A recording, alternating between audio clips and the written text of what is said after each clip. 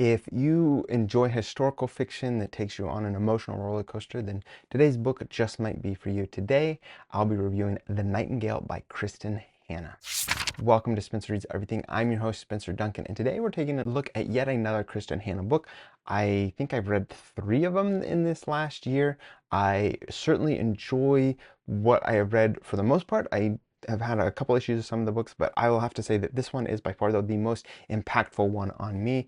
I thought that the other 2 that I read certainly had some compelling elements, but this is the one where I thought she did an excellent job at diving into a well-known element of world history in looking at World War II, but I think that she also did a good job at really exploring a lot of the different dynamics about not just World War II, but the everyday life of individuals, particularly in France, a place that was occupied by the Nazis, and that meant that you had a lot of different opinions of how exactly to interact with the invading force, be that some kind of cooperation, some kind of resistance, and there's a lot of ways to answer that, and there's going to be a lot of reasons why people are going to do what they do, and I thought that this was an interesting exploration into that. Just to give you a little background, this book was actually first published in 2015.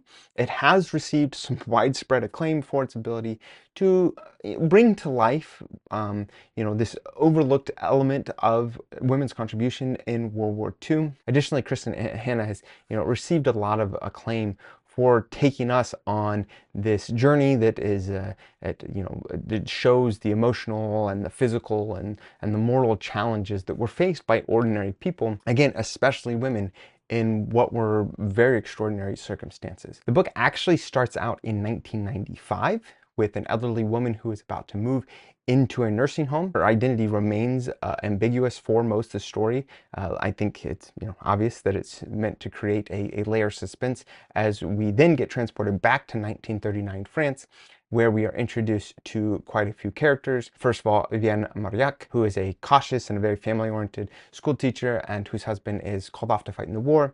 And you also have Isabelle Rossignol, who is her rebellious younger sister, who had actually been sent away to live with her father, but you find out through time that she just has never really been able to connect to her father. She's been expelled from boarding school, and she just has a really hard time settling down. And so the relationship between the 2 is really strained, and it is especially marked by this childhood loss and abandonment. They lost their mother when they were very young, and then and they don't have a very good relationship with their father, and so that becomes really the framing story of the exploration of these 2 individuals. And again, like I said, one is meant to show you one approach to dealing with the Nazis. One of them is going to go on to be heavily involved in resistance, and the other one will find herself actually occasionally pulled into resistance in a way that she hadn't expected.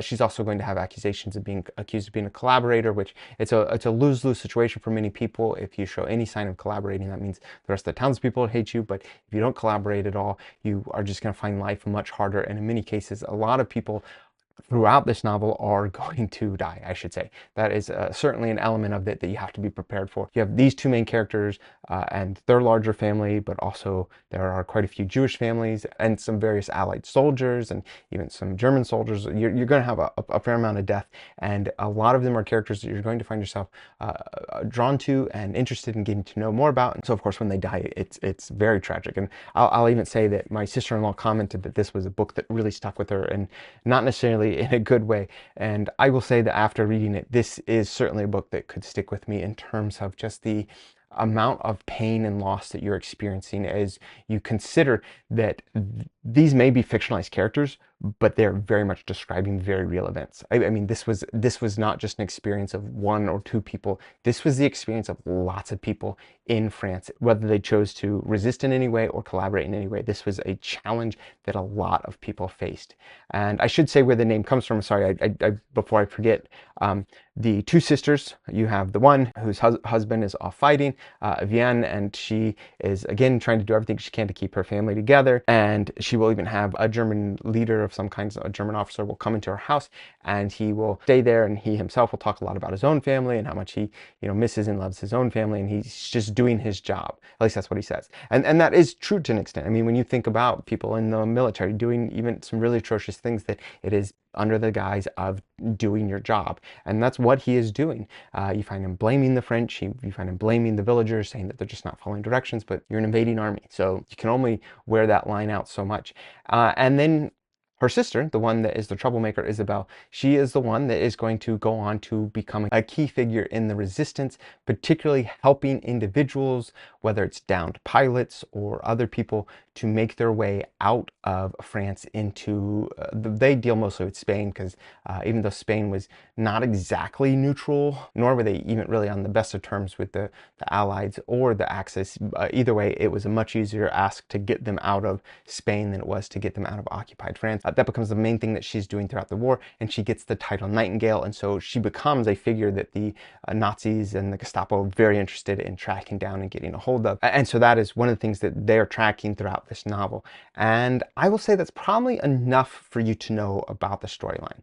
There are a lot of other characters. Their father plays a role, but it is by and large these two sisters and their explanation of how they dealt with the war. I don't want to give away too much. You will eventually find out who it is that the whole story starts out with at the end, and I will tell you that there is a lot of loss along the way, so just be prepared for that, and certainly don't expect there to be some great resolution that is heartwarming. We're talking about World War II here. Even with the Allied powers winning, I mean, it only came after the loss of millions of lives and many other people's lives being ruined because of the consequences of an invading army. And so all of that is going to be a big part of what you can find in this book. This book is very beautifully written, in my opinion.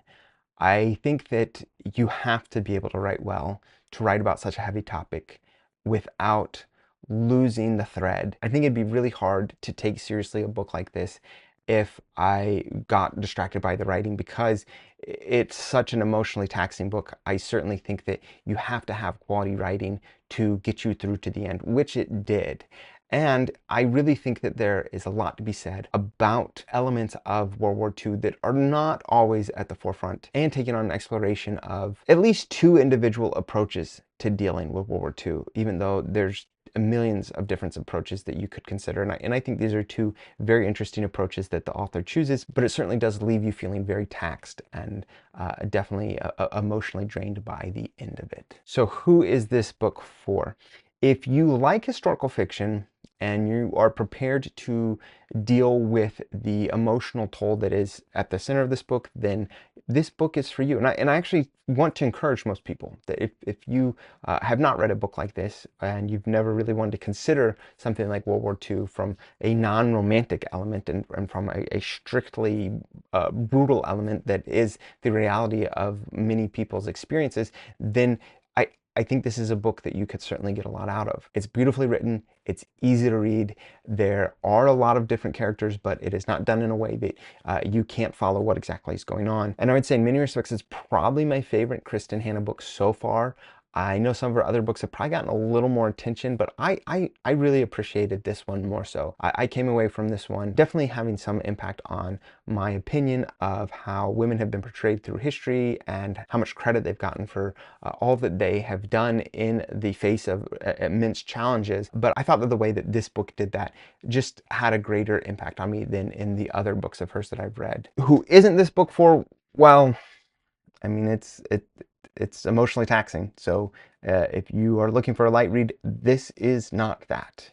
If you are looking for elements of resilience, that is certainly in here, but be prepared that the evidence of that resilience is by how much loss there is along the way. And I think the underscoring of that journey of resilience could be a bit much for some. But by and large, I would recommend this to most people. I thought that this was a great read.